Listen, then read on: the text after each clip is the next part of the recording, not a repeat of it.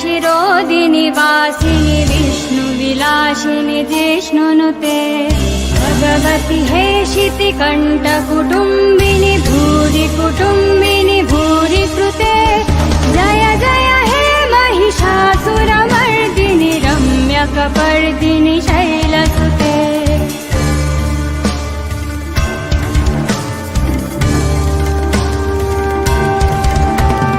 सुरवरवर्षिणि दुर्धरदर्शिनि दुर्मुखमर्षिणि हर्षरते त्रिभुवनपोषिणि शङ्करतोषिणि किल्बिषमोषिनि घोषरते धनुजनि रोषिनि दिथिशुकरोषिनि दुर्मथतोषिनि सिन्धुसुते जय जय हे महिषासुरमर्दिनि रम्यकपर्दिनि शैलसुते जय जय हे महिषासुरमर्दिनि रम्यकपर्दिनि शैलसुते जय जय हे Mahishasuramardini रम्यकपर्दिनि शैलसुते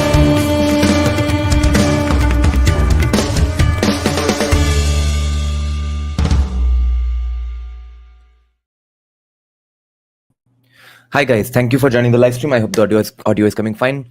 We'll go through this cute little paper I found today on a very, very interesting topic, on a very relevant topic that we discuss almost all the time from our channel by someone called Dr. Suchismita Dash. And the name of the paper is The Demand for Industry, Oscillation of the Agrarian Question in Rural West Bengal. That's academic language, which I simplified to meaning basically the dilemma of the people of Bengal and especially the people of villages, that whether we really want industry or not. But my video title also sounds a bit like a fantasy Harry Potter novel, of course, Harry Potter and the Dilemma of Industry, something like that. But we'll have to do this quickly today, and it's a very short paper. It's a 12-page paper, but I have found some interesting findings in this paper. But more fascinatingly, at 7:30, I'm coming back live again with Mysterious Sociologist in a different stream. Okay, so let's start this paper. Namaste Navvimarsh, hello Tatvik, hello Adibhan. So let's see. So the abstract of the paper says the movement against land acquisition for industrialization in Shingur 2006 through 2008 became emblematic of the defeat of CPIM in West Bengal, the longest democratically elected communist regime in the world. A decade later, in 2018, CPIM organized a farmers' rally from Shingur demanding industrialization and jobs. This article engages with this narrative of quote-unquote demand for industrialization and asks why farmers who had opposed land acquisition for industry a decade ago have started supporting industry now. Amid an ongoing wave of political change, the demand for industry emerges as a hope for the future rising from its own ashes. This article also engages with the classical agrarian question to argue that today the transition to industrialization occurs not due to agricultural surplus, but due to agricultural economic insecurities. This article critically explores the relationship between industrialization and agricultural productivity. Introduction. The state of West Bengal, I said West Bengal, lol. Hi Abir from Bangladesh. Dada, hum Ishwar ke kripa se bache hue hai. Yes. Hold on now. And I heard that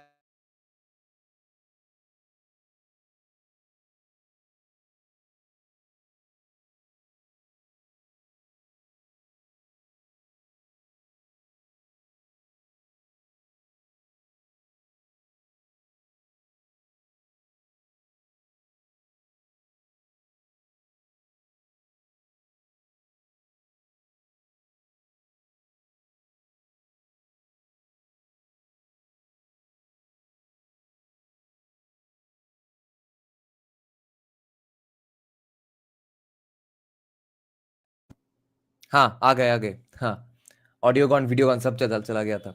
तो I think the net is not completely back as of yet. मुझे थोड़ा slow वहाँ पे wifi का signal दिखाई दे रहा है stream yard पे. तो yes, I heard that Chinmay Das Brahmachari got fired from ISKCON. So let's see what happens now to ISKCON and Chinmay Das. Yeah, the net seems fine now. Okay, let's start then. The state of West Bengal in India has had the longest democratically elected communist regime in the world under CPIM. This era was marked by agrarian mobilizations and deindustrialization. Subsequently, the next incumbent, TMC, also reaped the wave of anti industry mobilization by farmers in Shingur in 2006 through 2008, uh, which was supported by RSS and BJP, at least RSS as far as I remember. These farmers resisted the establishment of the Tata Motors Limited TML factory on their land. This resistance became emblematic of CPIM's defeat and made Shingur internationally prominent. However, a decade after TMC's incumbency, various sections of people in Shingur express a need for industry and regret their past actions. गलती हो गई, আমাদের ভুল হয়েছিল. This article assesses the transformation in economic orientations of the people of rural West Bengal, particularly Shingur, over the past decade. Now they want capitalism, the evils of capitalism, tracing their current affinity for industrialization and economic development, contrary to their resistance against industry a decade ago. So you see, they are never consenting to things fully functionally, with full agency. It's always whoever holds the narrative power who explains to them that this is good for you, this is bad for you. There's nothing more or less than that. This article also evaluates the classical agrarian question to weigh its contemporary relevance. And the problem is that the people who explain to them that this is good for you, this is bad for you, etc., Thomas Sowell would call them the third party non-stakeholders who are making the decisions or protests on their behalf and stuff. But you see, because that class remains, because that class goes on doing this, therefore, we are not even arriving at a situation where our rural villagers, village folk, who of course are touted by Hindutvadis or Edenist Hindutvadis as more intelligent than city folk, etc., more shrewd than city folk, etc., or more close to their roots, etc. Of course, all these things can be true, and this fact also can be true that they are insanely gullible to the mainstream city folk narratives, of course. Otherwise, how is this happening? So the better option we hope one day happens is that these third party non-stakeholders are either not given a crap about in the villages, or those third party non-stakeholders are shamed into not giving their bullshit advice on people who are actual stakeholders. And then will come a situation where these people will bargain with Tata or companies like Tata on their own and think of their gains and losses from selling or not wanting to sell the land in the first place. This article also evaluates the classical agrarian question to weigh its contemporary relevance. So, the audio is back. So, Shingur's trajectory gives a hitherto unexplored dimension to the Marxist agrarian question of transition from feudalism to capitalism. This transition could occur through primitive accumulation, metamorphosis of pre-capitalist land property, class differentiation, and land reform. In Shingur, instead of a unilinear transition, we find an oscillation. We find an oscillation between resistance against industry and demand for industry. It's because the people with the narrative are doing the oscillation. It's not really the people who are doing the oscillation, according to me. It's the third party non-stakeholders who are saying that industry is good when all of their children are in Bangalore, and it's those third party non-stakeholders who are saying that industry is bad up until the time when they and their children have the jobs in fucking West Bengal. Theorizations on the agrarian question have not resolved its essential distance from the reality of peasantry. This article tries to bridge the gap between unresolved aspects of these theorizations and the reality of peasantry in West Bengal through a qualitative fieldwork. It also reveals how West Bengal's unique communist history and subsequent neoliberal policies influence people's current orientations. This article empirically investigates the process of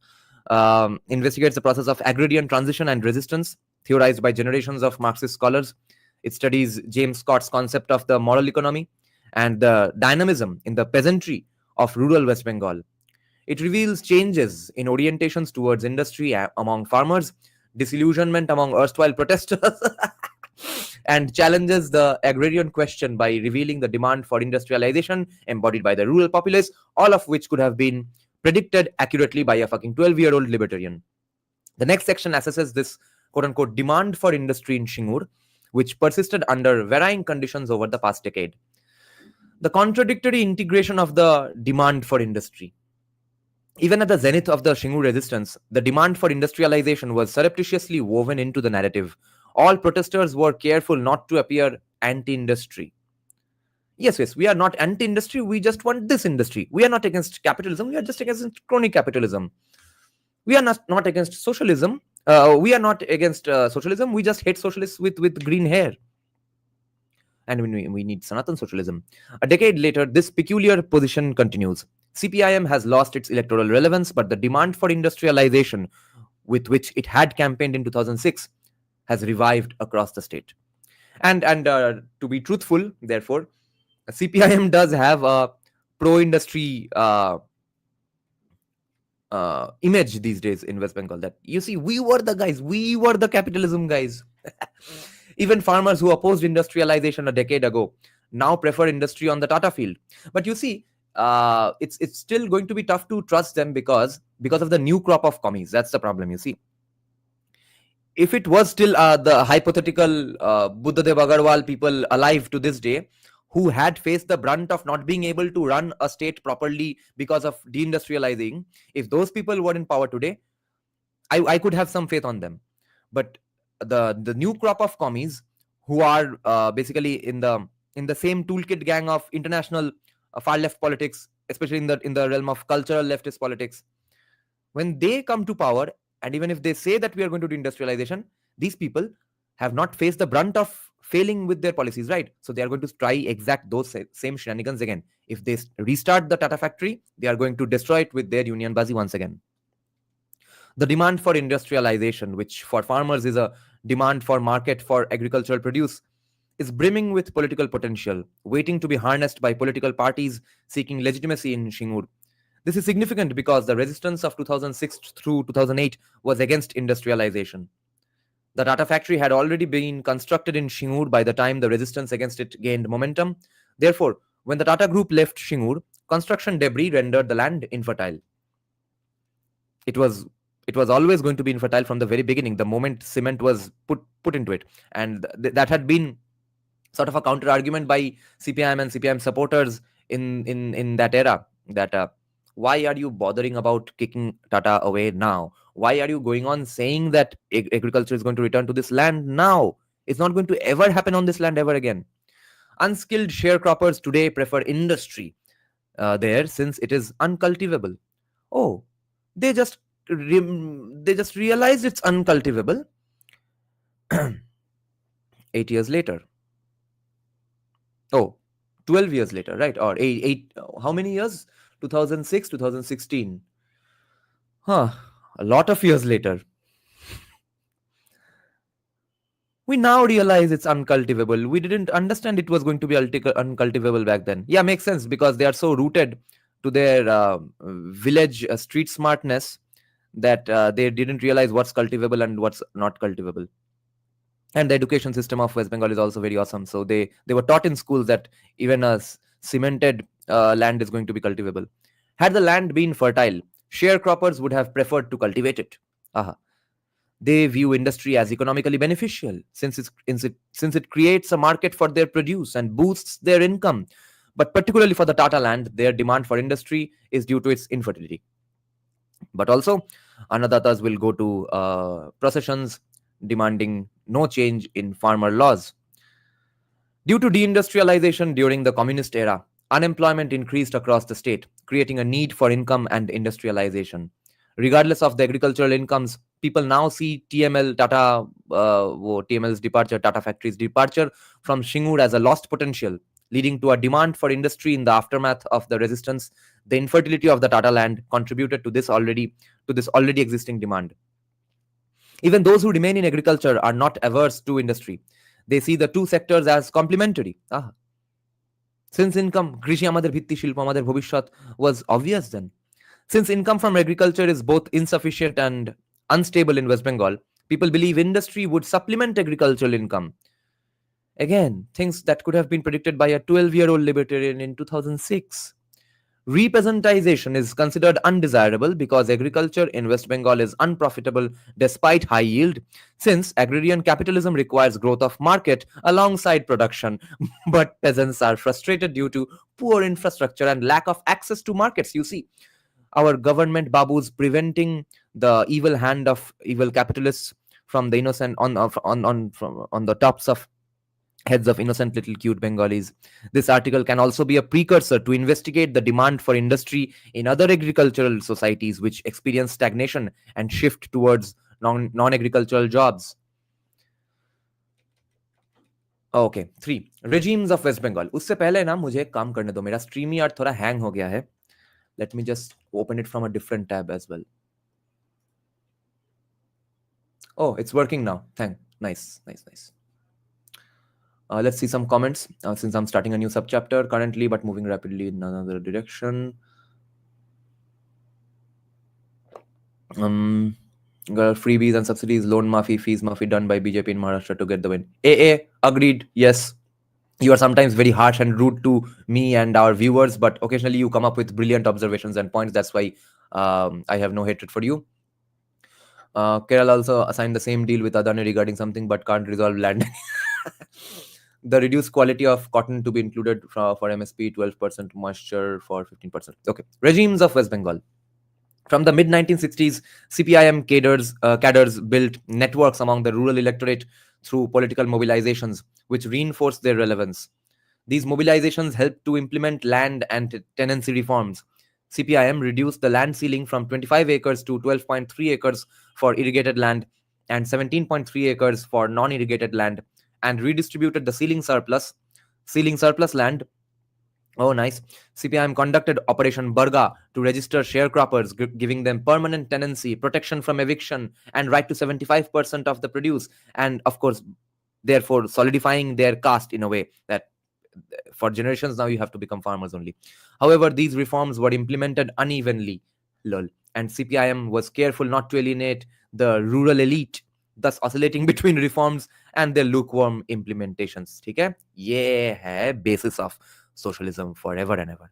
ये है basis of sentimentalism in policy making. हमेशा के लिए एक ऐसा कुछ मतलब घाव दो अपने आप को जो कि हील ना हो, और पहले घाव दो जबकि आसपास सब बोल रहे हैं कि घाव मत दो भोसड़ी के, फिर घाव दो और उसके बाद उसका ऑपरेशन ना करके, उसका प्रॉपर हीलिंग ना करके, उसके ऊपर बैंडेड लगाते जाओ हमेशा के लिए. These imperfect implementations created unregistered sharecroppers who, armed with discourse of peasant politics, were at the forefront of the protest against CPIM in Shingur. So they were a monster that were created by CPIM themselves.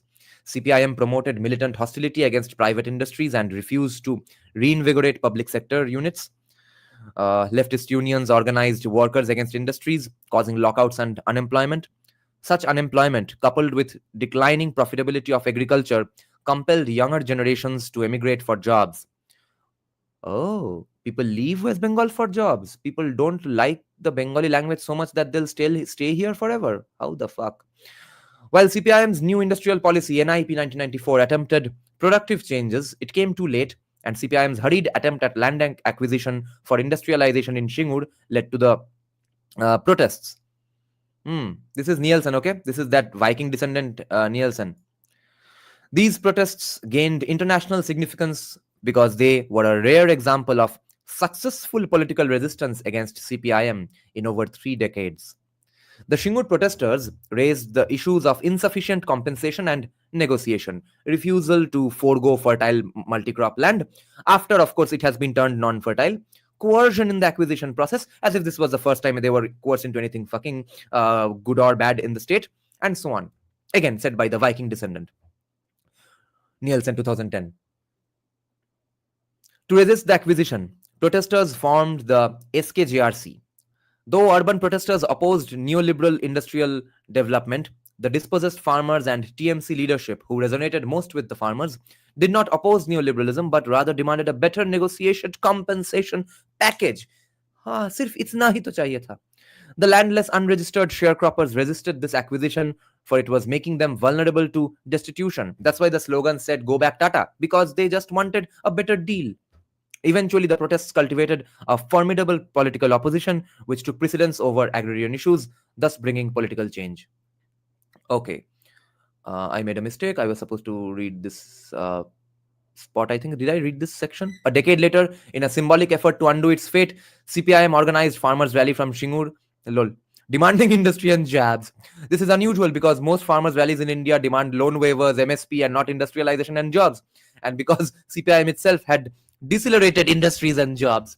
Considering that a decade ago, farmers in Shingur had opposed land acquisition for industrialization, this demand for industrialization in a farmers' rally warrants inquiry.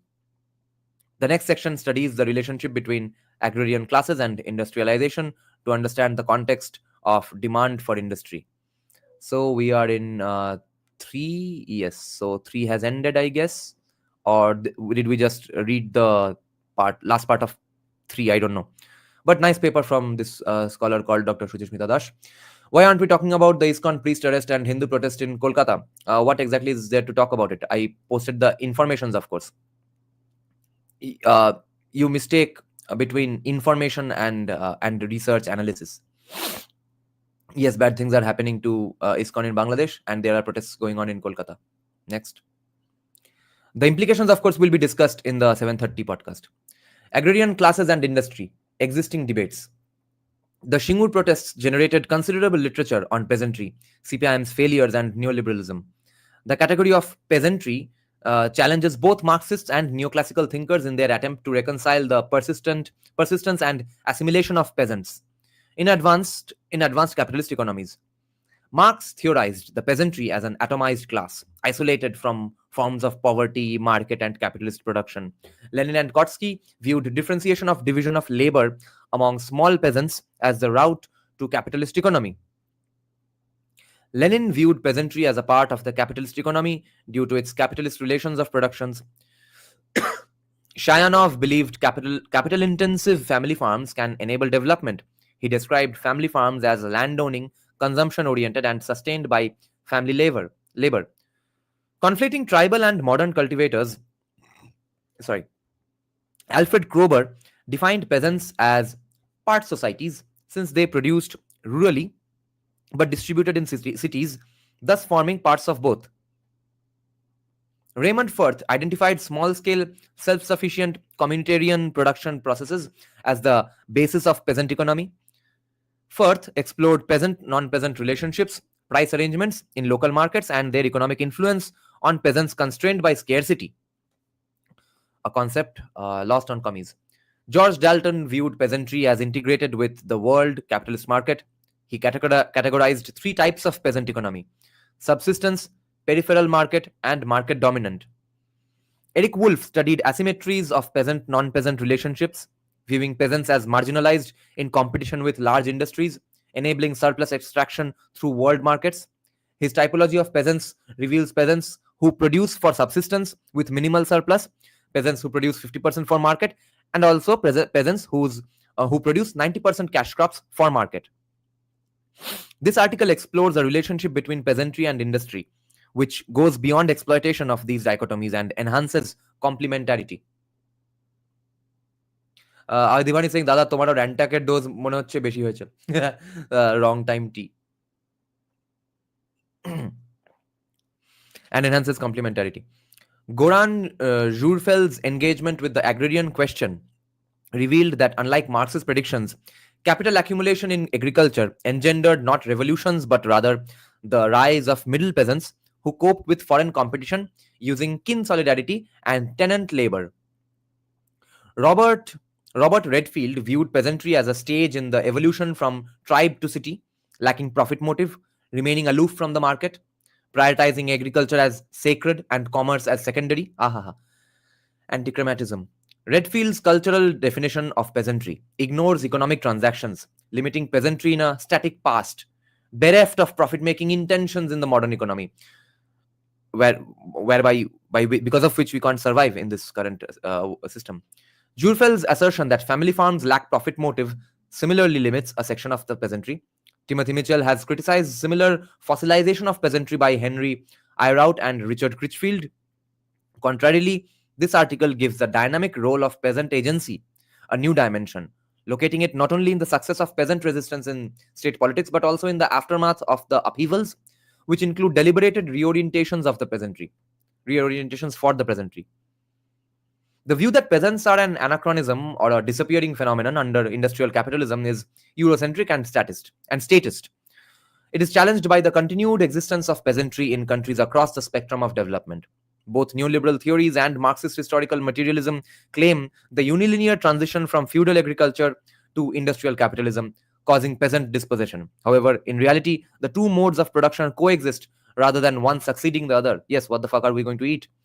Peasant mobilizations like Via Campesina resist both capitalism and socialism to preserve peasantry, while the US used repeasantization to counter such mobilizations.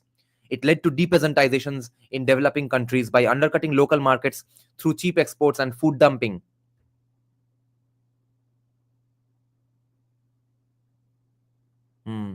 Via Campesina has reframed the agrarian question by prioritizing ecological sustainability over accumulation imperative and resisting this international politics of food dumping, thus shifting the question from transition to ecological sustainability.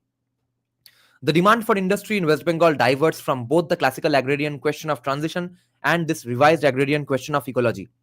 Having been deprived of scope for wealth accumulation for decades, the demand for industrialization in West Bengal reflects a prioritization of the need for income, where allegedly poor are becoming poorer and there's rising income inequality in the rest of the country.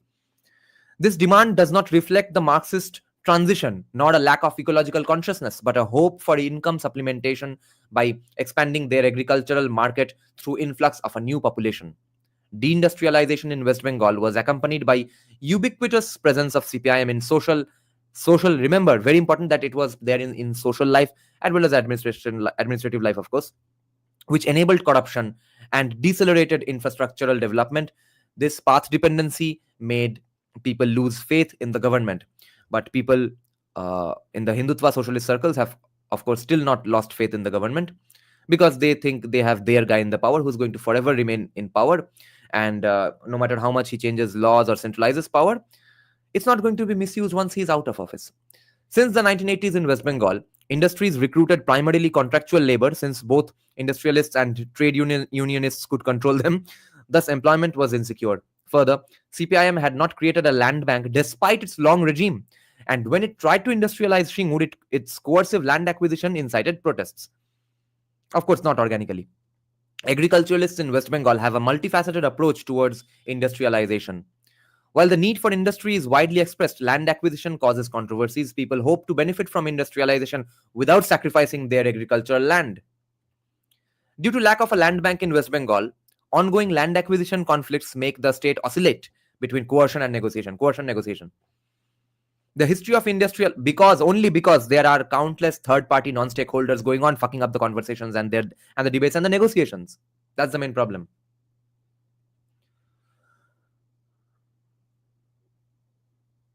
Let me see Rudhwaj's comments here. They might be interesting. I come from an industrialist family from Gujarat, so I think I can chime in. Kolkata was murdered and needs to be reborn for revival of manufacturing in West Bengal. CPM needs to go. BJP with policy stability. A city with financial stability and less of a socialist state will provide a good ground zero to grow. West Bengal has a good geography for energy projects along with ports. My whole family is connected to BJP Gujarat and Congress and fund RSS initiatives. RSS initiatives, particularly in Karnataka. Now, Ruthvaj, we'd like to have you say these things in the 7:30 conversation as well, okay? Because we will have something to add to this and a bit of counters as well, okay? About how you think West Bengal might pan out in that context, okay? Try to come join us in that discussion as well with Mr. Sociologist. So, the history of industrialization in India is not uniform.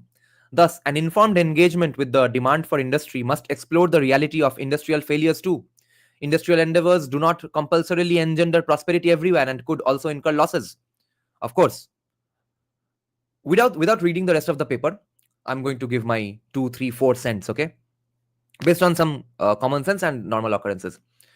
A lot of industries are favored via corruption by some corrupt babus, and competition that could have kept those industries in check are prevented, and then therefore that industry goes about doing random things that lead to it closing down. Okay, there's one aspect.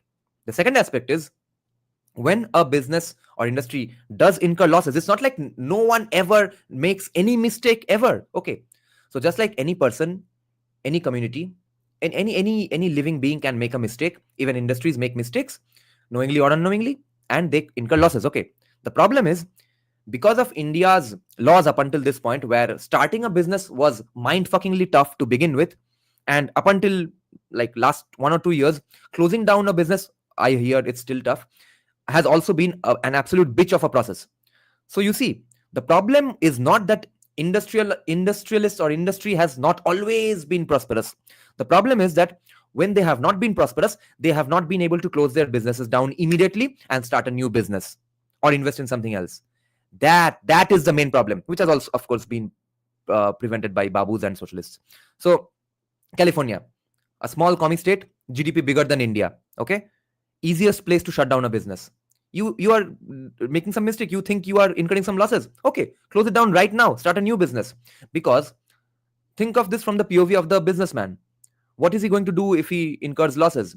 Either he's going to run to a different country because he can't pay back anyone here, etc., or he's going to spend the rest of his life trying to close the business or trying to rejuvenate the business, all these resources that he spends on doing these two fucking idiotic things could have been spent on starting a new business, which he's not allowed to do because his business is not even closing down in the first place, the loss-making business. Diffusionist theories that attribute okay, while there is a demand for industry in rural West Bengal, the entrepreneurial capacity of local people is limited to small businesses at joining the industry. They depend on external. Yes, of course. Now the Bengalis are too poor to invest in any of this, of course. Unless we're not talking about Bengalis. Diffusionist theories that attribute all economic development to large-scale industry neglect the role of rural-urban relations, colonial state, world economy, social classes, and small-scale industries. Fair enough. We can have a conversation about small businesses as well. When small businesses die, it's usually because of corrupt babus unfairly favoring large businesses because of kickbacks or of holiday in foreign nice lands, or getting their kids education in foreign lands as well.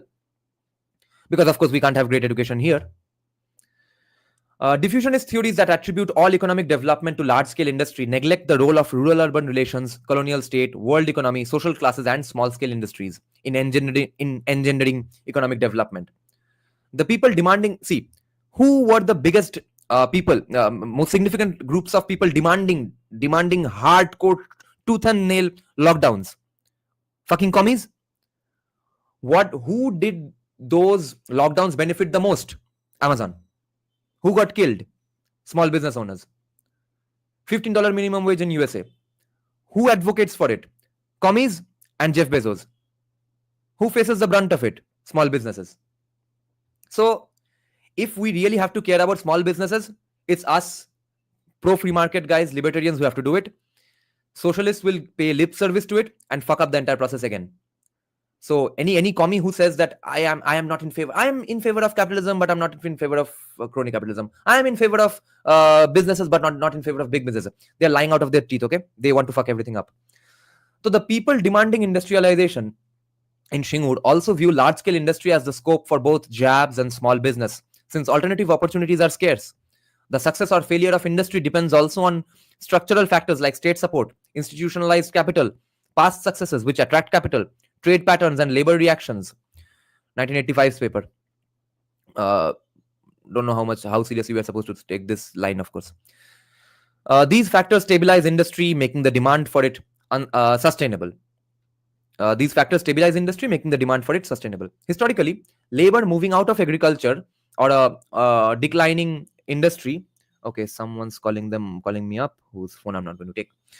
Historically, labor moving out of agriculture or a declining industry is common. In the 1900s, unprofitability of agriculture pushed labor to other sectors like coal, tea, or jute.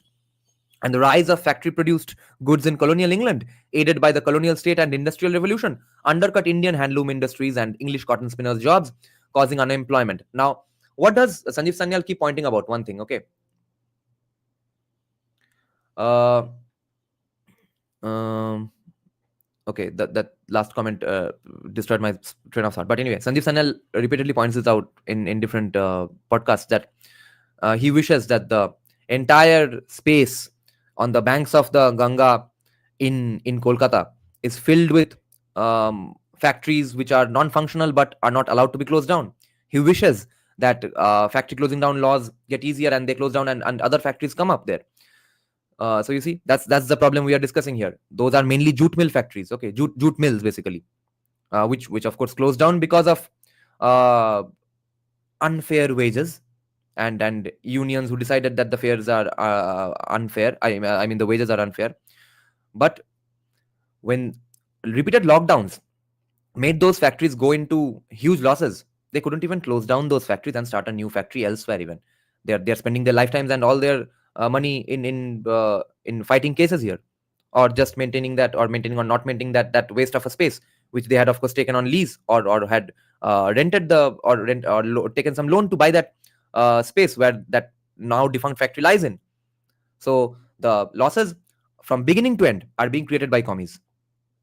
Parthopi is saying, why are we talking about USA? US government is the biggest employer, hence communist.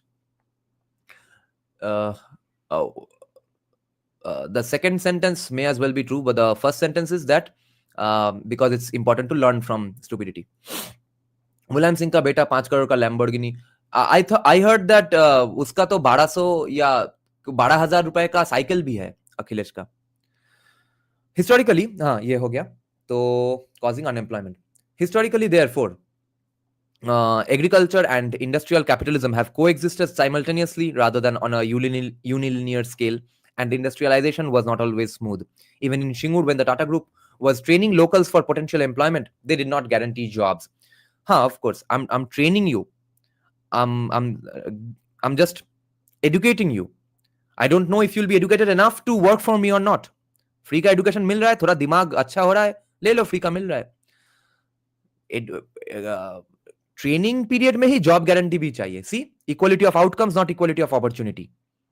तुम लोगों को skill के basis पे कोई gender vendor ना देख के हम तुमको नौकरी दे सकते हैं if you have the skills. उससे नहीं होगा.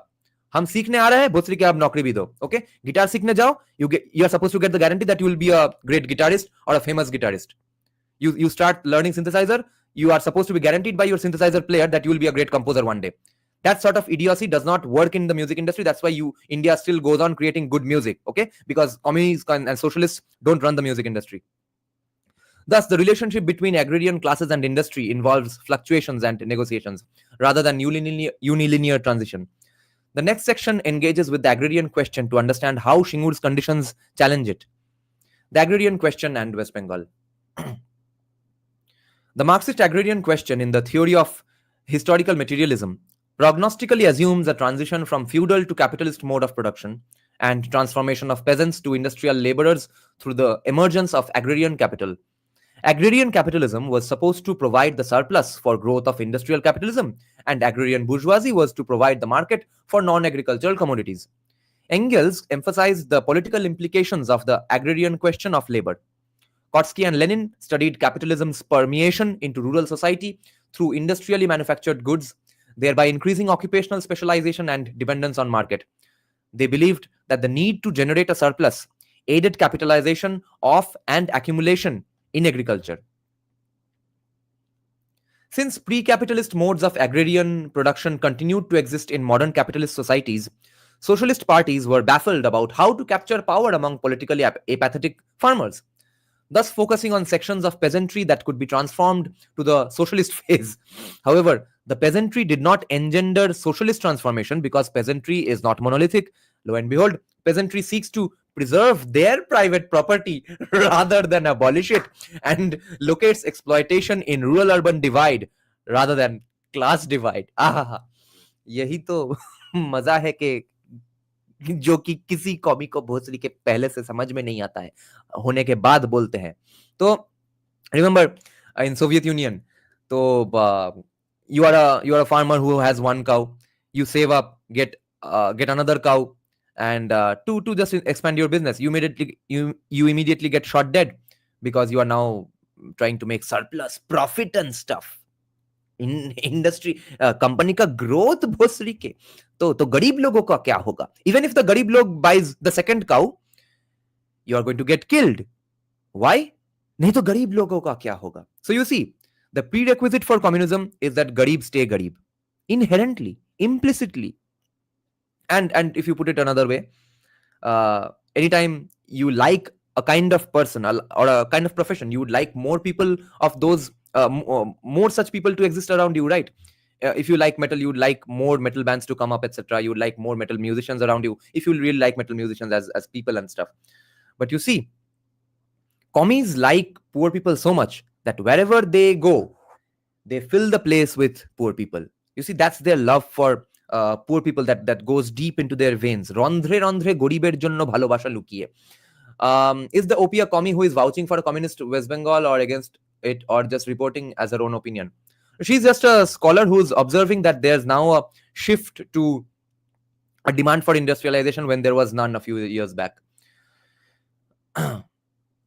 The transformation to socialist collectivized agriculture required political imposition of capitalist agriculture to generate surplus.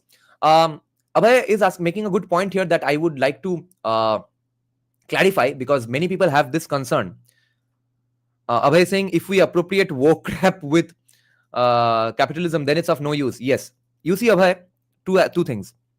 One is that we have enough people to counter any BS on social media, right? Today, organically, free of cost. All our massive online debate army is there. So even when there is true free market capitalism here, or more free market capitalism, it's not like we are going to take everything word for word from USA. Someone's going to try to do that. Someone's doing that anyway through academia, paid for us, paid for by us, okay, through academics and babus whose salaries we pay, okay. तो जो तुम prevent करना चाहते हो as a side effect of capitalism, वो वैसे भी हो रहा है. Secondly, अगर आता भी है, हम काउंटर कर सकते हैं. Thirdly, even when woke capitalism happened, it's now going away in a matter of 10-12 years, because after all, it's associated directly with market realities. उन लोगों को बार बार दिख रहा है कि गो वोक गो ब्रोक चल रहा है. लेकिन यही वोकिज्म जब स्टेट या गवर्नमेंट एंजेंडर करेगा तुम्हारे सोसाइटी में रिजर्वेशन के नाम पे एटसेट्रा, तब भोसड़ी के ये जाएगा भी नहीं, because those ideas, those babus, those professors are insulated from market realities.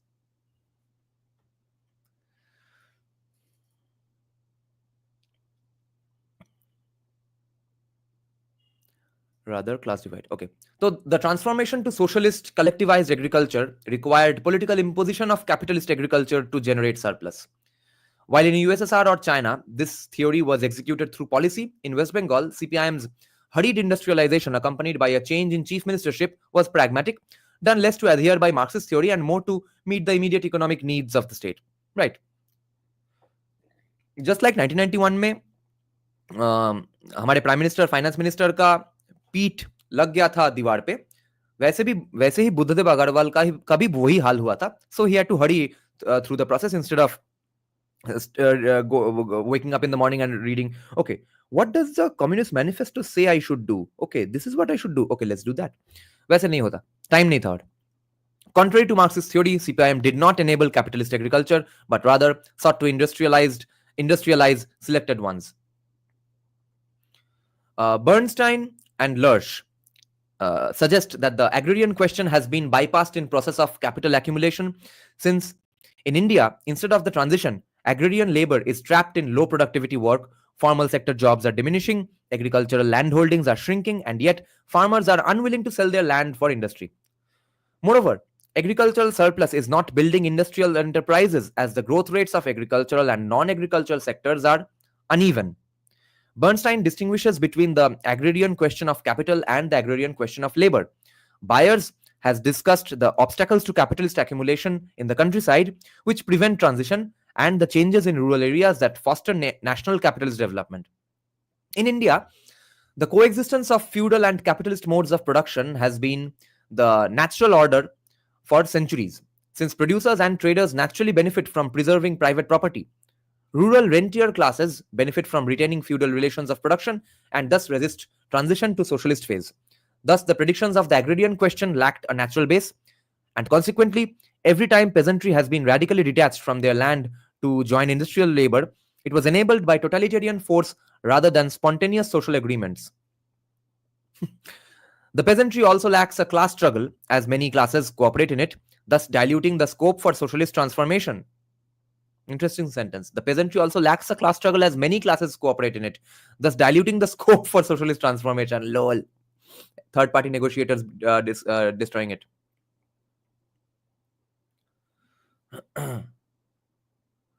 Yes, Abhay. Which is why, yeah, again, great point, which I was saying a few weeks back as well, when someone had asked that uh, what would really happen if the Tata Shingur factory had happened. We would be another Tamil Nadu. It would be as anti-Hindu as it is today, but it would be economically progressive. People would not be swimming in black money. There would not be just illegal activities and political gundagardi, etc. Less people would die. That is important. Even if you're a converted Christian, it's nice that you don't die in political violence. But here, the way that Tamil Nadu has ended up that way, उसके लिए जो counter करना है, वो counter थोड़ा बहुत तो हम देख रहे हैं कि सोशल मीडिया की वजह से आ रहा है. These days, J. Deepak, Sanjeev Sanyal, etc. All the non-left voices are very, very powerful and convincing more and more people to think differently, etc. So there would be a counterbalance to that anyway, which wasn't there when Tamil Nadu was progressing, because there was no free market capitalism in the information dissemination sector. Okay, again the problem there also was socialism. Abhi kya hai? There is a bit more of a degree of free market in information dissemination. तो आधा ये monopoly of socialist narratives तो गया गड्ढे में. Secondly, some of it has to be done by the state. State sanction के बिना कुछ चीजें नहीं होते हैं. In terms of academia, I'm talking of course. For that, we have to go on convincing, pleading, begging, or shaming the government into doing it. नहीं तो नहीं होगा. कुछ चीजें academia के अंदर ही होते हैं. उसका ट्रिकल डाउन बाहर होता है. एकेडेमिया के अंदर के बारे में भोजी के कुछ कोई तो सोच ही नहीं रहा है.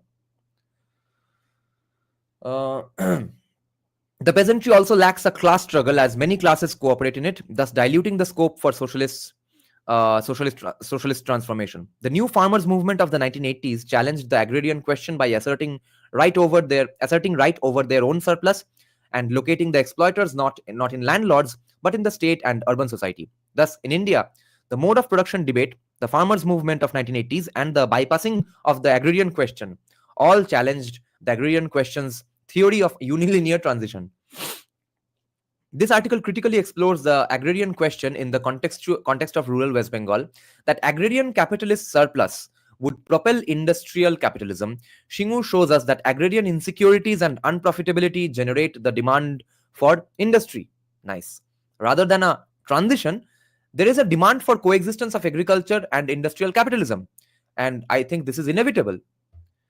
Rather than agricultural surplus enabling industry, the influx of population enabled by industrialization provides a market for agricultural surplus. Thus, surplus by itself is insufficient to enable industrialization. Rather, industrialization makes surplus useful. Industry is expected to supplement agricultural income and provide an alternative employment besides agriculture. Choice to hona chahiye, freedom to hona chahiye. This article uses empirical data to show how fundamental tenets of the agrarian question have reversed today. It shows how today's agrarian reality, particularly in post-communist West Bengal, can offer a hitherto unexplored dimension to the question of transition. The agrarian question becomes one of negotiations between the state, industrial sector and agricultural sector, creating a sphere of interactions, oscillations, aage piche, and reversals, rather than a unilinear tale of transition from feudalism to capitalism. In academic discourse, village society was considered significant, as both nationalist and orientalist perspectives view village society as the authentic indigenous way of life, a favorite idea of Gandhian socialists as well. A microcosm of India in which the peasant is rooted in the traditions, devoid of profit motive, and then goes broke or gets converted. Lol. This imagery relegated the peasant to backward rungs of an evolutionary scale, thereby providing the rationale for colonial intervention. Rationale for another thing. What? The third party, non-stakeholder intervention from commies based in cities. Not just colonialism. Or you can call that colonialism as well. To reevaluate such conclusions and engage with the participants, This article uses ethnography and participant observation. Ethnographic works integrate Indian agriculture with the larger economy. During ethnographic immersion in the field, it is important to be aware of the ripples created by the presence of the researcher herself and to maintain self-reflexivity during fieldwork and documenting. This article employs an anthropological methodology of qualitative fieldwork. 34 landowning farmers, 36 sharecroppers, 33 non-agrarian residents, and 17 politically active residents of Shingur were interviewed. Nice. Remember in this context the paper of Dayabati Roy, okay? We have discussed in our live streams.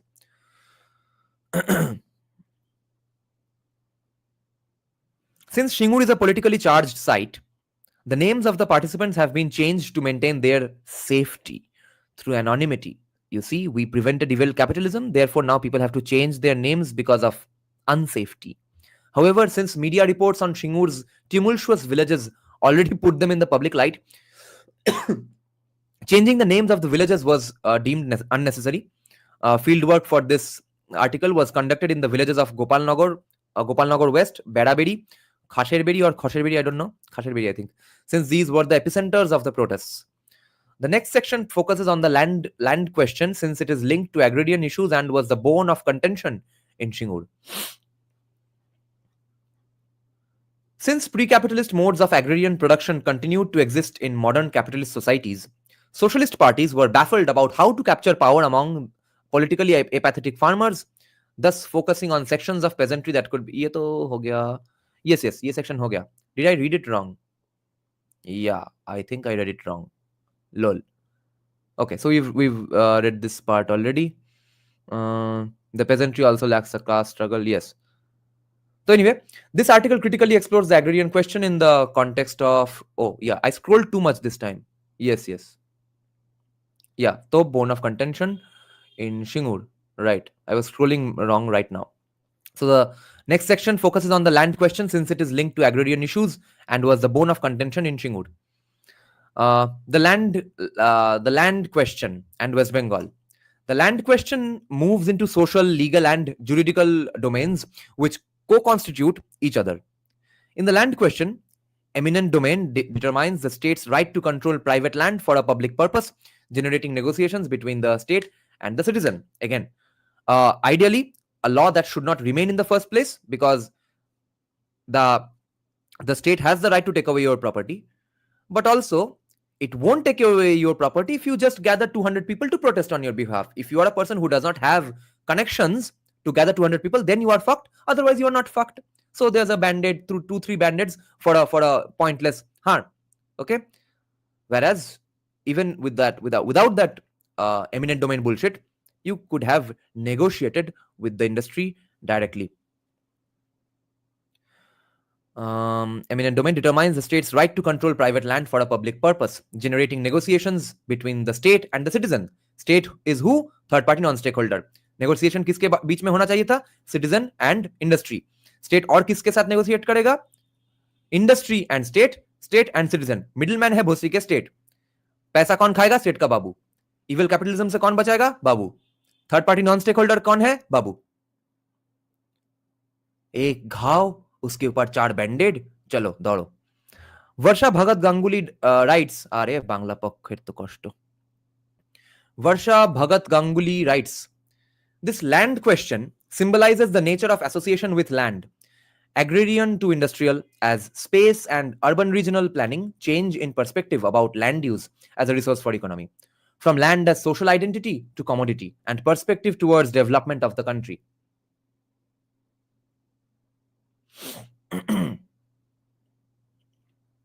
The market for land was born after land was turned into purchasable private property. Creation of land markets engendered the tussle between the state and the citizens' rights over land and the eminent domain. In Shingur, the debate over eminent domain and inadequate compensation by the state became prominent. The land acquired for the Tata factory was bought by the state, but the adjoining land was sold at much higher prices to private buyers. Lo and behold, thus a relative deprivation enveloped this experience for those who had to sell their land for the Tata factory. Exactly the concern I was showing 2 seconds back. It is difficult to determine value of land because it is difficult to integrate social and individual standards, and because modern valuation standards believe that exchange value includes use value, and it is difficult to link price to this double value? It really isn't. Only if you are a commie developmental economist, it's probably difficult. Adam Smith's diamond water paradox also informs this debate. Water is more necessary than diamonds, yet diamonds are more expensive than water. So scarcity is the game. Thus, what determines monetary value is not only use value, but scarcity. Oh my God, I know some economics. Need, demand and supply, and clientele capacity. For Smith, value was determined by embodied labor, exchanged labor, convenience, and monetary exchange value. For Ricardo, value is determined by scarcity and costs of obtaining them. Karl Menger says that value is extrinsic and distinct from exchange value. Things gain value when they can be economized through money. Unfortunately, yes. However, money does not truly equate the values of objects being exchanged. Rather, exchange value expressed through price varies situationally depending on negotiations. Fair enough. In the context of pricing land, William Stanley Jevons set the time of land pricing as a crucial factor. The value of land depends on the time at which the value is being determined. This was evidenced in Shingur, where land adjoining the Tata factory was sold at skyrocketing prices since it was viewed as an investment opportunity due to industrialization in the area. But Bhosri ke hamara hai sabse affordable city. Whereas the same quality of land in the Tata field was taken at a lower price by the government. Can't do. See the problem with the eminent domain law in the first place. See why libertarianism is better. So the post that I made today in the community tab, where someone's proudly saying that India is Kolkata is the most affordable city, etc. Whereas evil capital states have seen 152% growths in their price of everything, etc. 132% growth, etc. ये है चुतिया arguments insulated from market realities. Affordable है तो भोसरी के कोई आ रहा है यहाँ पे काम करने के लिए या नौकरी करने के लिए? Yes, people who come from even poorer cities and probably even affordable cities. Are you really saying that a standard of living in Chhapra is better than or costlier than Kolkata? No, it's probably lesser in Chhapra, right? तो वहां का लोग यहाँ आएगा. मगर ये proud Bengali economist बोल रहा है कि you see, it's such a great thing that we are the cheapest city, and no wonder people leave that cheapest beautiful city to go in 152% price rise city to work. Okay, again, Cuba's healthcare, people building rafts and sailing off to Florida. Itna badhiya healthcare hai. Bangladesh, okay, Bangladesh is a land of beautiful poetry and stuff. India is a land of rising income inequality and rising Hindu fascism. From which country are people running to which country? So this was evidenced in Shingur, where land adjoining the Tata factory was sold at skyrocketing prices since it was viewed as an investment opportunity due to industrialization in the area. क्योंकि वहां पे कोई मदरचोद eminent domain का चुतियापा नहीं हुआ, वहां पे actual libertarianism काम कर गया. Whereas the same quality of land in the Tata field was taken at a lower price by the government. और बाबूज हमें बचाएंगे from evil capitalism because they don't have greed. Jevons believed that value depends on the wealth and inclinations of prospective buyers, which is why the prospective buyers and the sellers are the only ones should be allowed in the conversation, not the third party non-stakeholder. This too is evident in Shingur as the value of land appreciated and depreciated depending on the eagerness of buyers to invest in an industrializing town, concepts which are absolutely foreign to 99% of Bengalis, including the Hindutwadi socialists. Friedrich von Weiser located value not in utility but in want, since even useful things like water and iron are valued lower than diamonds. Ronald Coase stated that if buyers and sellers are adequately informed is a bit too much of a demand, I think. The negotiated monetary price represents the true value. In Shingur, West Bengal, government failed to adequately inform or negotiate with parties during land acquisition, which also fueled the protests. The next section studies the demand for industry in Shingur rising a decade after the protests. The question of industry in rural West Bengal. I see. I am very sorry. Yeah, I'll keep this in mind. The present demand for industry in Shingur has revived from the residues of resistance against industry in the past. Despite the historical fluctuations in outcomes of industrialization, the demand for it exists because West Bengal already had an affluent economy in the pre-communist era. What a surprise. Pride about the bygone era of industrialization and disillusionment about the post-communist era's deindustrialization inform today's demand for industry. The lost era of industrialization in West Bengal works as an inspiration as the state seeks to rise out of its ashes and return to its former state of affluence. Since agricultural incomes are insufficient, even farmers who prefer agriculture support industrialization, hoping for jobs or a market. Even if industry is not inherently positive, it is seen as the plausible route to economic revival since West Bengal already experienced the benefits of industrial economy in the past. The CPIM has also attempted to revive itself through the narrative of demand for industry. Prithvi Ghosh, a local CPIM leader, commented, quote, "We were ended here, so let us begin from here." Aha, poetry. His comment was about the Farmers' Rally of 2018, which he presented as an attempt at revival using pro-industry rhetoric. Regardless of participation in this rally, both partisan interests and ordinary citizens shared the realization of the need for industry. With the demand for industry, relationships between peasants and industrial regimes metamorphose. Marginal farmers cannot profit sufficiently as they remain agricultural laborers with a small plot for subsistence farming. As poverty increases with smaller landholdings, we can blame it on Adani, they incur losses and debts, rising income inequality. West Bengal's farmers suffered this fate since CPIM's land redistribution created smaller landholdings and sustained rural poverty. Today's Shingur's farmers feel disillusioned with the past and regret the lost potential for the future. The desire for industrialization propelled by insecurity of agricultural income is now harnessed by all political parties, but land acquisition remains controversial. Since the land acquisition in Shingur was an act of primitive accumulation, the next section discusses this concept. Nice. Primitive accumulation and the dynamic peasantry. Audrey Trashcan, why do you think informed is a little too much? Because in the garb of them being uneducated, that's when third-party stakeholders come in. See, we are not here to educate you, or we are not here to colonize your minds. We are not here to speak on your behalf. We are just explaining to you that you are not informed on these decisions on your own. You see, you are too much of a dumb fuck. I am going to educate you now because I have a degree in developmental economics from Harvard, even though I understand nothing of economics in real life. I'm going to educate you so you can negotiate better with Tata, which is never going to happen. And that argument of not being educated enough can be applied to each and every domain in life again, which is not applied to most domains in life, which is why most things even today function. Think of the music industry again.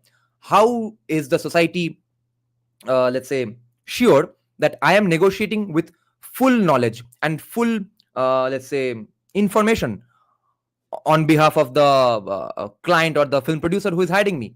I don't know that. I am only negotiating the price which I think is fair for me, or the max price under which I can't go, okay, or the minimum price under which I can't go. That is the end of and beginning of any negotiation in reality, unless it's distorted by third-party non-stakeholders.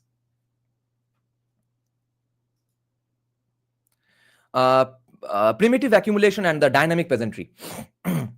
Marx defines primitive accumulation as the historical process of separating the producer from his land and means of production.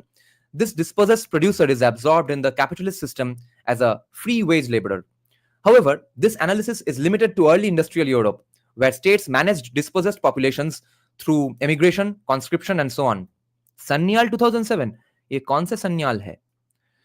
Sanyal 2007, तो his first book was in 2008. Might be this one only. Might be Hamare Sanyal.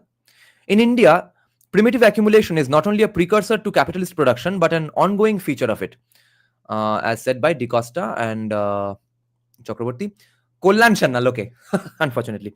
Kollan Shannal's concept of need economy explicates the excluded space where dispossessed people are relegated. The dispossessed unregistered sharecroppers of Shingur exemplify this concept of need economy, as they were neglected after being dispossessed. Even today, when primitive accumulation is accompanied by its reversal through the welfare state, these unregistered sharecroppers were deprived despite being under a leftist regime. Poor, landless, lower caste, and often illiterate, these sharecroppers belong to the margins of rural society. Illiterate because of CPIM's brilliant education system, which prevented rise of income inequality. Sharecropper marginal. However, their marginalized status constitutes a political force that gave formidable support to the Shingur resistance. These sharecroppers exemplify Partho Chatterjee's concept of political society, as they are simultaneously socio-economically marginalized yet politically organized, which is of course the main problem with Indian politics. If being informed was a right and entitlement, it could help to keep the third party lot away. Absolutely not. If being informed was a right, we would have a ministry for informing them, and that would go on an endless tirade of trying to inform them, create seminars and talks, and let's say Doordarshan ka bullshit audio visuals, etc. They are supposed to be informed through their education system, which is fucked. If even being informed is up to us, it's unfair to the consumer. It's absolutely up to the seller of the services, seller of the land, and the buyer as well. But in this case, in the Shingur case, though, of course, in the farmers being educated and stuff, since that's such an infinite pool of bureaucracy, we can't even bring up the idea of consumers being informed and stuff. But consumers should have some common sense, of course. But the consumers are not in question here, right? So the dispossessed unregistered sharecroppers of Shingur exemplify this concept of need economy. Yeah, ye ho gaya.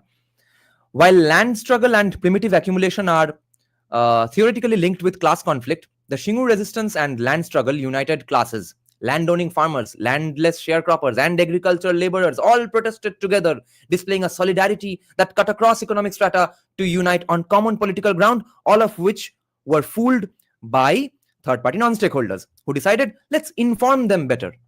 Underlying caste divisions continued even within its solidarity, as decisions were usually taken by wealthier, landowning, dominant caste leaders. But the conflict was between farmers and industrialists allied with the state, not within the peasantry itself.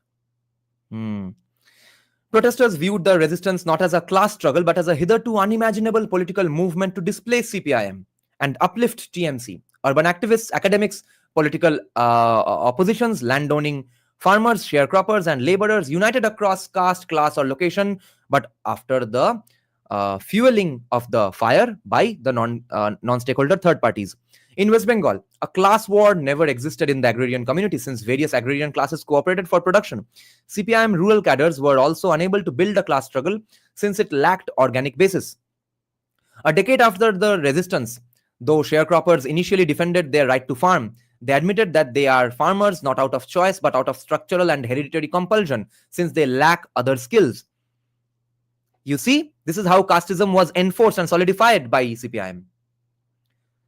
Their worldview consists of contradictory orientations. They dynamically politically organized the resistance a decade ago. It was to reproduce their static socioeconomic conditions, yet they also seek to transcend their static conditions for the next generation. This resistance also had a latent dynamic goal, to change the regime. The dynamic aspect of peasantry is also evident in their oscillations between the back and forths between the two extremes of resisting and demanding industry. Thus, orientations of the peasantry undergo dynamic changes depending on political economic conditions and more on the demands of the third-party non-stakeholder intellectuals from the city who fool them. A decade after resistance, divergent orientations have converged into a ubiquitous demand, a demand for income, which manifests as a demand for industrialization as a source of employment or market. The demand for industrialization embodies socioeconomic value regardless of political support, ubiquitously appealing to all. The next section explores the farmers' rally that attempted to capitalize on this demand. CPIM's Farmers Rally in 2018. The primary demand of CPIM's Farmers Rally was industry and jobs, which was also the aim with which the CPIM claimed to bring TML, the Tata factory, to Shingur. CPIM cadres projected this rally as a symbolic attempt at political revival, also claiming that TML had made Shingur prosperous even before it was fully functional. Yes, because there was no eminent domain going on. There was actual libertarianism going on. Ironically, although a lot of that land was bought by big leaders of all the parties, actually. Ironically, CPIM itself had deindustrialized West Bengal over the years. The realization of the need for industry came late and with state coercion, to which dispossessed people reacted. Okay, and when this deindustrialization was going on, when people were being asked to farm, or when people were losing their industry jobs, what kind of information and education had gone on? Were they educated enough to join a union basis protest? Were they educated enough to support CPIM in kicking out industry? No, they were not. They were educated back then, gullible under the narratives of highly educated third-party non-stakeholders from the cities, and they are now. So they are not going to be educated ever unless the education system changes. CPIM simply did not listen to people. Yes, they should have listened and not done the factory. They used brute force, which gave protesters the space to protest legitimately. Yes, which had not happened until 2006. Unfortunately, the protests were allowed to increase. High Court had declared the protests illegal, but Buddhadev Bhattacharya was too meek on the protests. You see, nice Buddhadev Agarwal. Such people cannot run the administration efficiently, okay? ये कौन लिख रहा है भाई? Prithvi Ghosh? Oh, Prithvi Ghosh. He's from CPIM only. What a dumb fuck. He is on one hand saying that CPIM was being too brute. On the other hand, he's saying that he was too lenient. एक ही साथ दो हो रहा था, ठीक है? ज्यादा जोर अप्लाई कर दिया, इनफ जोर अप्लाई नहीं किया. तो अब कुछ ना कुछ अपोलॉजी देना है, कूल बनना है अभी के देखो हमसे गलती हुआ था, ये एस्टैब्लिश करना है, उसके लिए जो दिमाग में आ रहा है बोल रहा है. He should have simply followed the court order and uprooted the protests. Yes, and that could have happened without brute force, right? Aparna Sen को डंडा मारते तुम जाके.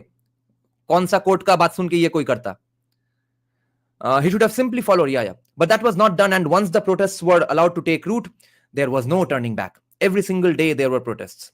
I was deeply pained when the managing director of TML, Tata Factory, showed me that several young people whom I had recommended for training were also protesting. all this was happening organically as a fight against CPIM. They were reaping benefits from both sides. Yes, you see, people are assholes. Macro level, humanity is generally assholes. Individual level, people are mostly good. Like if you crash your bike or if you fall down on the street, and people will come to help you and stuff. But macro level, people are harami, and that's how we survive. Although such ability to simultaneously balance allegiances to opposite political forces appears incredible, it can be understood through Bourdieu's concept of feel for the game. Feel for the game has been explained in the following way. Recall and think of losing ourselves in the play of a game in such a way that no matter how individualistically we struggle, we are also constantly aware of being part of something larger, not just a team, but the game itself. Social life is like this, Bourdieu suggested, except that the stakes are bigger. It requires constant improvisation, not just following rules, but having a sense of the game, a sense of how to play. This is a social sense, a constant awareness of and responsiveness to the play of one's opponent and teammates. In Shingur, this concept explains why several people had shifted political allegiances long before the regime changed, aligning with the political future incumbent party. सब अपने अपने घर settle करने लग गए. This shift was not ideological but pragmatic. Oh, I see, pragmatism works. Ideological, Sanatan values, ideology, even loyalty to a party doesn't work. Pragmatism works. Oh, so you mean incentives work? What a surprise. Done to secure one's political future. While initial protesters sought to protect their agrarian lifestyle, those who shifted allegiances later did so for pragmatic reasons. This shift is attributable to people's feel for the game, which made them calculate the potential change in regime long before it happened. An interview with Sonali Sadhuka, the niece of a local CPIM leader, revealed a peculiarly elitist perspective.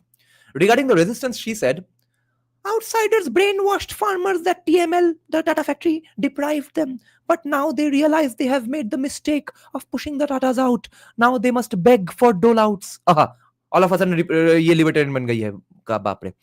Most people in Gopalnagar West are scheduled caste sharecroppers and laborers.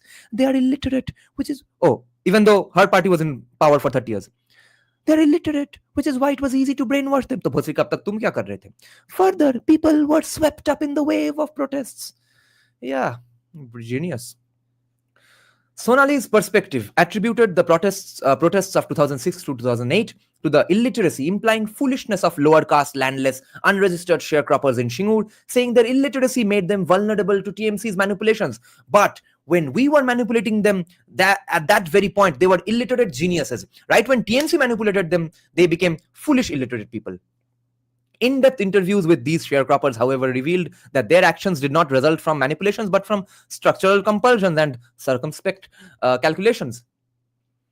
Sharecroppers were not dissociating themselves from CPIM's rally in 2018 because they are not literate enough to gauge its importance. They even acknowledged the need for industry, but they nonetheless opposed CPIM, although it was demanding industry. The sharecroppers were exercising a conscious political choice. क्योंकि भाई डंडे पड़ जाएंगे. When they resisted Tata Factory too, they had weighed their options. They were not manipulated because of their illiteracy. except by the third parties, non-stakeholders, who were just better manipulators.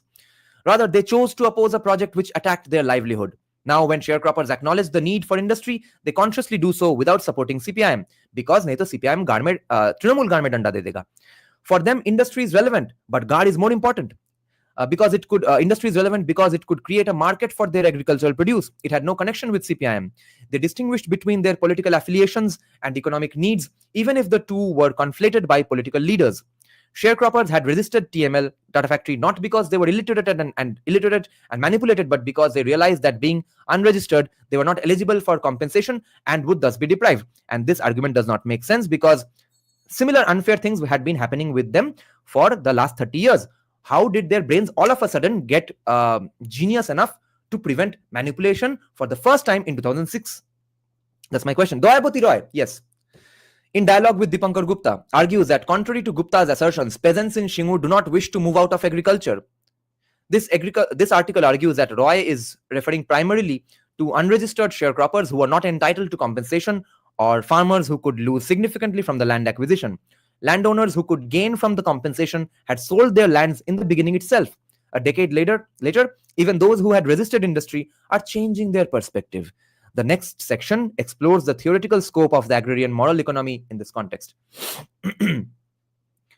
हमारा थोड़ा 10-15 minute late होगा अगले live stream शुरू होने में. Subsistence ethic and moral economy. The unregistered sharecropper. Operation Borga, the radical reform to change agrarian relations of produce, was unevenly implemented, which left several sharecroppers unregistered, while mostly supporters of the party were registered. Even the conditions of registered sharecroppers deteriorated, because since they were entitled to 75% of the produce, landlords were not obligated to contribute to the input costs anymore. Lol. Thus, despite increased agricultural production in the 1980s, rural poverty remained in West Bengal because sharecroppers remained impoverished due to input costs. The unregistered sharecroppers protested vehemently because they were most exposed to marginalization, starvation, and loss of livelihood. And all this happened because they were not manipulated at all. James Scott has discussed the importance of technical and social arrangements in peasant society that safeguard even the poorest peasants from starvation in case of famines. These safeguards constitute the subsistence ethic which underpins agrarian moral economy and ensures survival of peasant society. Thus, when subsistence ethic is compromised, making peasants vulnerable to starvation, it fuels rebellions. Exploitation does not lead to rebellions, but the threat of starvation and absolute destitution that is threat to subsistence ethic. Unregistered sharecroppers of Shingur exemplify this concept. While landowners and registered sharecroppers were entitled to compensation, unregistered sharecroppers who had neither ownership nor tenancy rights over the acquired land were denied compensation completely. Although they cultivated other lands, losing the land acquired for Tata implied losing a significant section of their income. Thus, and you could not get a job in the Tata factory. I see. Thus, unregistered sharecroppers felt that the land acquisition for Tata was an attack on their subsistence. Naturally, this fueled their protests. Yes, without any manipulation from third-party non-stakeholders. Here, the attack on the subsistence ethic was not caused by famines or market fluctuations, but by a regime which reneged on its political commitments, which the regime had been doing for 30 years.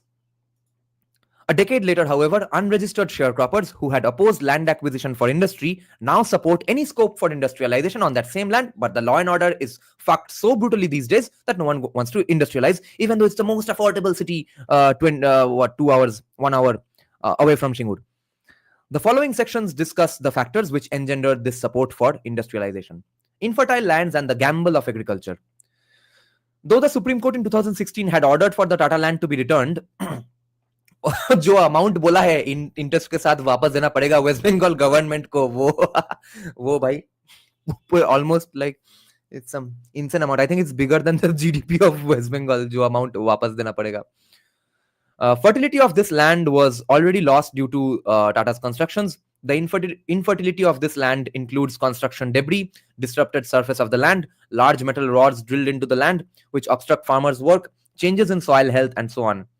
As noted before, the demand for industry in Shingur is ubiquitous, but particularly for the Tata land, it is due to its current infertility. The changes in soil health have thus impacted people's socio-economic orientations. And Nirupam Sen, who was the industry minister back then, who was allegedly one of the people who killed the Josh family during the, I don't know where it occurred. Can anyone remind me of the name of the place where that Josh family massacre had happened? So where CPIM party men allegedly fed blood-soaked rice of the sons to the mother. So that Nirupam Sen at least came up with one sensible sentence that, what's the point of protesting now? The land is beyond fucked. You can't do agriculture on this anymore. That's how he used to talk. So at least listen to this argument. No, we are beyond manipulation, bro. So we are so beyond manipulation that we are going to think of doing agriculture on a land that's beyond agriculture now. The changes in soil health have thus impacted people's socioeconomic orientations, I see. The current infertility of the land is less due to agricultural practices and more due to construction debris and the aborted industrialization. Since the land acquired was almost 1,000 acres, the land quality varied. While some areas were mostly flooded throughout the year, other areas were cultivable. It was largely agricultural land, and since agriculture was the primary livelihood of the people who worked on that land, they had an obligation to ensure soil health and keep the land fertile. Thus, its later infertility was primarily due to construction debris rather than farming practices. Yes, of course. Right. Thank you for reminding. Shaibari massacre. So, the landless, lower caste, unregistered sharecroppers from Gopalnagar West revealed that though they were aware of this infertility a decade ago, they nonetheless demanded the land's return because the protests had raised a wave which went beyond agrarian interests and acquired a partisan color and went beyond my self-interest as well. You see, because I was not manipulated at all.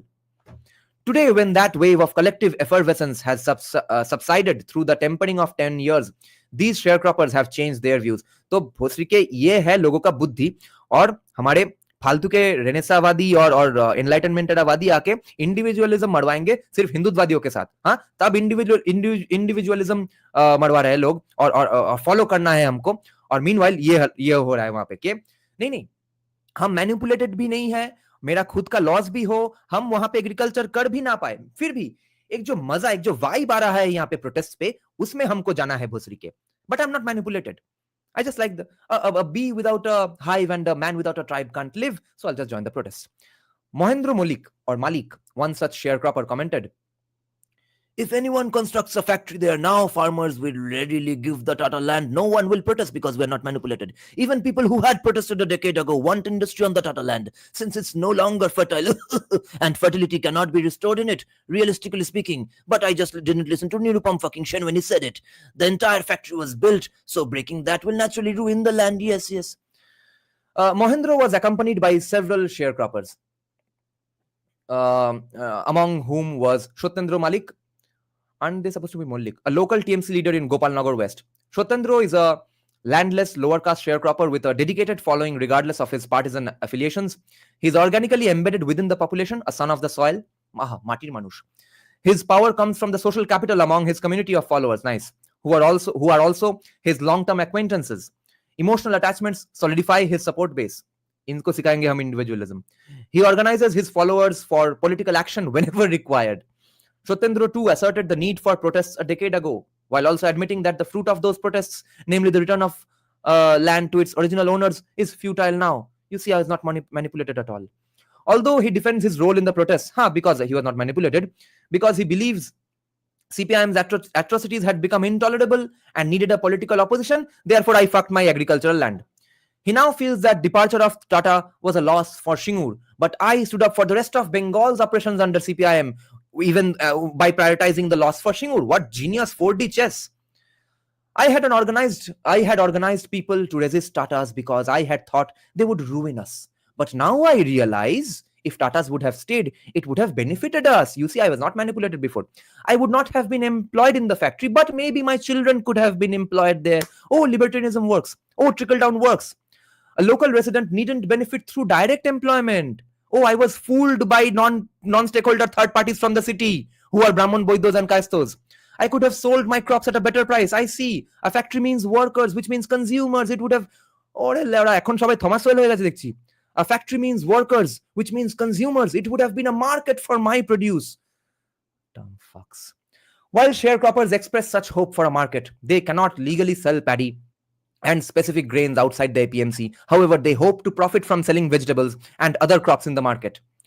This profit is possible through a larger customer base. which industrialization provides in the vicinity, which also produces transport costs. Since industry implies tangible possibilities of such farmers' markets, sharecroppers support it regardless of employment possibilities. To them, agriculture and industry mutually benefited each other.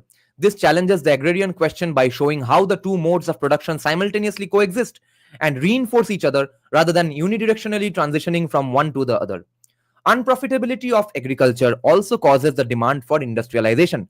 Dipankar Gupta analyzes how the declining village economy compels people to detach from agriculture, even if they remain in rural areas. Unpredictability of nature and expensive agricultural inputs makes agriculture a risky gamble.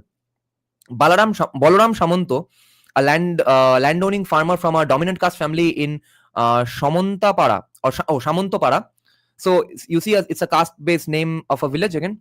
People were only Shamantos used to live at some point. Now, of course, there will be different people in different neighborhoods. So, from a dominant caste family in Shamantopara, Gopalnagar said, "My land is in a terrible state. Fertilizer and labor costs have increased. Produced sale price has decreased. So agriculture is not profitable. Because of lack of labor, some crops are wasted in great quantities. Even if we get labor, they demand high wages. Kahe bosri ke? I can never recover the cost of that labor, so we let our crops go waste." What genius collection of bandits. It's a twin tower building of bandits that we have in our society. Even if we get labor, they demand high wages. I can never recover the cost of that labor, so we let our crops go to waste. And meanwhile, dumb fucking commies in their graduation classes think that hunger is caused, or food wastage is caused by evil capitalism, or by the nature of economics in general. Okay, it's just that we are not feeding our farmers enough. The moment the price of potatoes increases even slightly, we are told not to increase the price. But meanwhile, we have already invested a lot of money in labor, water, fertilizer, so we cannot profit. So instead, I go join the processions against farm labor laws because I'm not money manipulated at all. Besides infertility of the land, a change in attitude towards rural political economy influences today's demand for industry.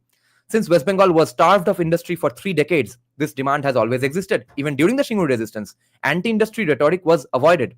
However, a decade ago, despite all these factors, the resistance against industry succeeded because the need for political change through TMC's defiance took precedence over long-term economic needs. Yeah, right. And people let go of their personal profits just to chill and hang out with the Trinamool processions. Either they were manipulated or they were too stupid to be manipulated, and so they let go of their profits and joined the vibes of the protests. The resistance became a vortex, drawing support across geopolitical and economic differences. The need to defeat the invincible communist regime became a clarion call. TMC defiantly fueled this zeal and became a viable political alternative for the first time, helped by RSS. Conjunction of political and economic demands. Ram Bera, whose family had willingly sold their land for Tata, expressed a sense of loss at Tata's departure, especially because he hoped to be employed there. The resistance was heightened by the party. Some people allied with TMC despite taking compensation from the government. Despite understanding the need for industry, they joined the resistance for political advantage. Remember, the number of such people was 80%. 80% of farmers had consented to the factory happening. Okay, democracy, capitalism, libertarianism, economy, education, सब कुछ का भोसड़ा बना दिया था उस situation में.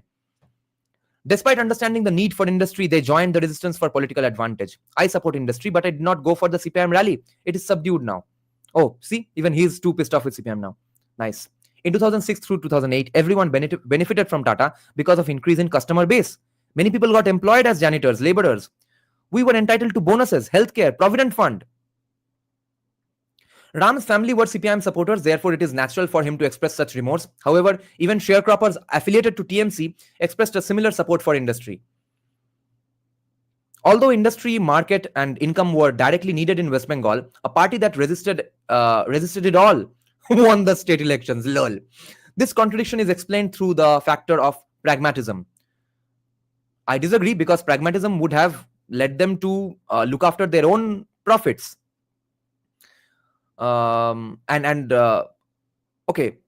even if it's the 20% who did not see any profits in the near term, are we saying that 80% of the farmers in that same area did not know them at all, had no conversations with them that अरे गांडू बेच दे, हम वहीं पे नौकरी कर लेंगे या फिर कुछ ना कुछ और कर लेंगे? ये किसी ने नहीं बोला उस 20% को. So it was not even pragmatism, it was just plain and simple manipulation.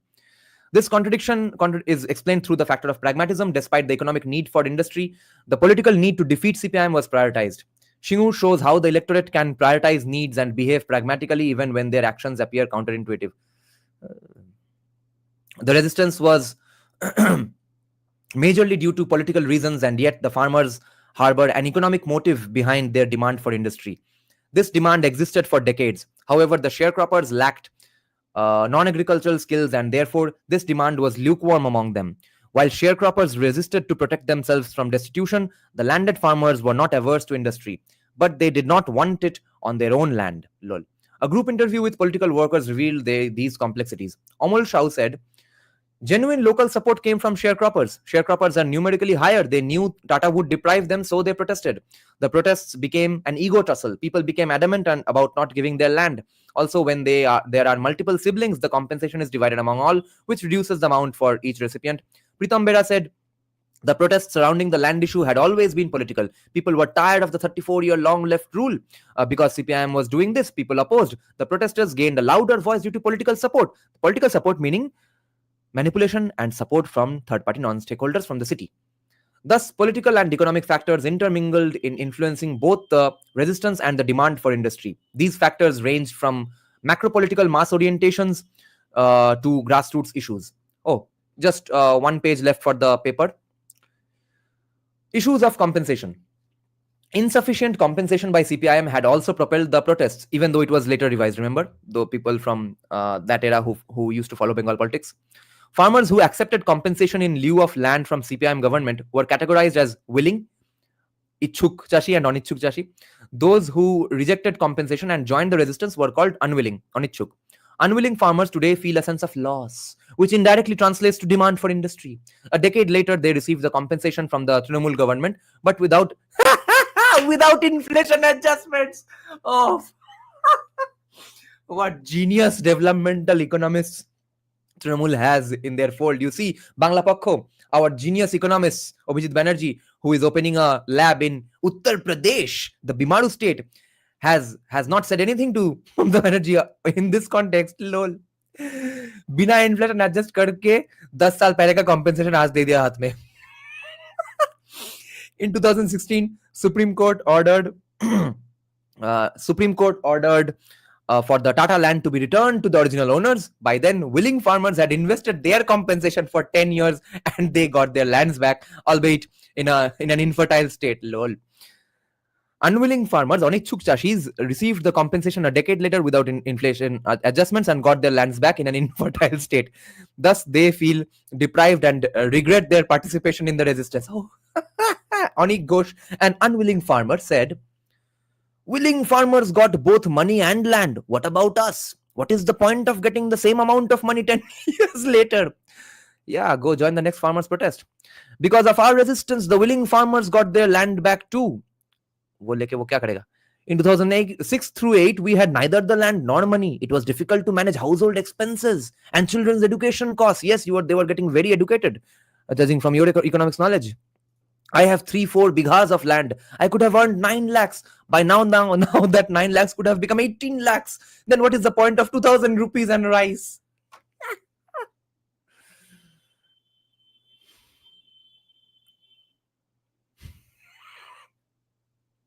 The regret at their loss is multi-layered, affecting their domestic life deeply. The trauma of that loss makes them regret the resistance, which translates to a desire for industrialization on the land. The demand for industrialization appears due to regret at the loss of the potential to enhance their financial position. Erstwhile protesters also resent the fact that farmers are still getting court notices for their participation in the resistance. Lol. सब चारों ओर से अपने आप को गड्ढे में डाल दिया. It was expected that during TMC's regime, these court cases which were filed by CPIM workers would stop. However, continuing court notices cause resentment against Trinamool, which makes them regret their participation in the resistance.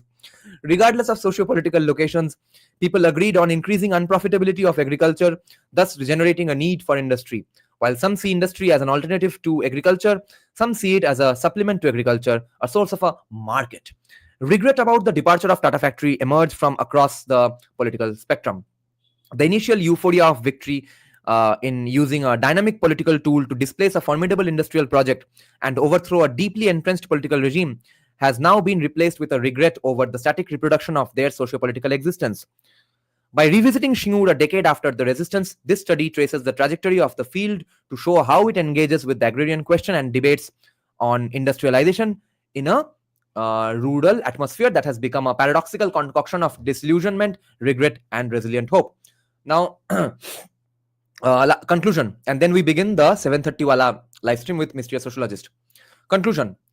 This article studies the relevance of the demand for industry as a tool for political action. This empirical study conducted in Shingur, West Bengal, reveals that there exists a demand for industry in rural Shingur, regardless of partisan and or occupational divisions. It uses narratives from Shingur to critically explore the classical agrarian question. This article demonstrates that the demand for industry is generated by agrarian economic insecurities rather than agricultural surplus, and that industrialization boosts agricultural growth by increasing the consumer base.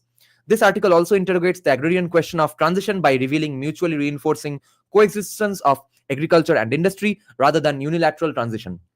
In Shingur, CPIM had organized a farmers' rally that demanded industry. Among the farmers who are not supporters of CPIM, however, this rally was of little relevance. Nonetheless, what did resonate across the population was the demand for industry and market. Agrarian populations demand industry in the hope that it would create an immediate market for their produce, while the non-agrarian people hope for employment. The demand for industry thus rises from a site of its own demise in Shingur. While there have been other studies on Shingur, the uniqueness of this article lies in the fact that it revisits the field a decade after the protests and reveals the significant political and economic changes in the trajectory of the field. This article captures the socio-economic and political residue that remains long after the effervescence of the resistance has dissipated. This residue is not inert, because it nurtures the seed of yet another change through its disillusionment of the past, its frustrations with the present, and its demand for industry as a hope for the future. Like the tortoise in Kung Fu Panda said, past is history, tomorrow is mystery, today is a gift. That's why it's called a present. So it's a brilliant paper because it conclusively shows that everyone wants industrialization and capitalism at the moment in West Bengal. Some people are sounding like Thomas Sowell's, who were 10 years back protesting against the industry. Except, of course, the one or two disagreements I have with the paper here, which is a bit of an infantilization and, let's say, rosy-eyed lens to look at the innocent, cute little villagers. That's all. Other than that, I don't have any problem with the paper. But the paper, what it does is, again, from a credentialed academic, Dr. Suchismita Dash, comes a paper which argues that everyone in the state currently wants industrialization. Yes, perfect. Cell, it's live right now and it's not going to live anymore. I'm closing down the live stream to begin the next one. Thank you for joining, guys. See you in the next live stream. Bye-bye. Good night. Thank you for joining this one.